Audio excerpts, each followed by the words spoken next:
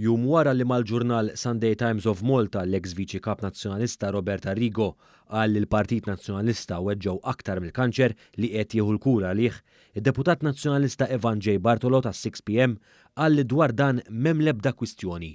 Huwa qal dan waqt konferenza tal-aħbarijiet tal-Partit Nazzjonalista it-tnejn wara nofsinhar meta ġie mistoqsim il-medja dwar episodju ieħor tal-ġlied u firda fil-Partit Nazzjonalista.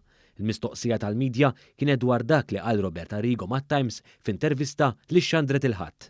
Naħseb il-weġat li saru huma ikbar mill-weġat li qed inħoss issa fil-kanser. Personali għax inħobb il-partit. Madankollu, quddiem din id-dikjarazzjoni b'saħħitha, Evan J. Bartolo għal darba darbtejn wieġeb li fuq l-ġieħ li esprima Robert Arrigo m'hemm l-ebda kwistjoni. At the end of the day ħanajdlek. Jina nemmen li m'hemm l-ebda kwistjoni. Nassigurak li m'hemm l-ebda kwistjoni, allura m'għandix l-ebda kumment nagħmel. Intant id-deputat ieħor li kienet jindirizza l-konferenza tal-aħbarijiet, Evan Castillo, evidentament ma kienx jaf se jaqbad jgħid u approva dak li qal Bartolo, id-deputat li kien ġieda s-siġġu parlamentari tiegħu lil Bernard Grech wara li sar kap għall-ewwel darba. Jien m'għandi xejn iżjed nżid, ma Evan naħseb għaxxara il-risposta.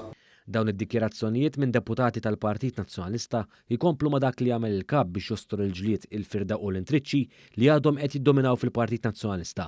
Fil-fatt ftit tal-jimilu b'reazzjoni għad-dikjerazzjonijiet ta' Robert Arrigo li twarrab mill-Partit Nazzjonalista u li ntqallilu li tajjeb biss biex jiġbor il-flus, Bernard Grech lil Arrigo ħareġ igidbu. Għalli twarrab minnek u mill-Partit Mu veru xejn, Għalli qalu li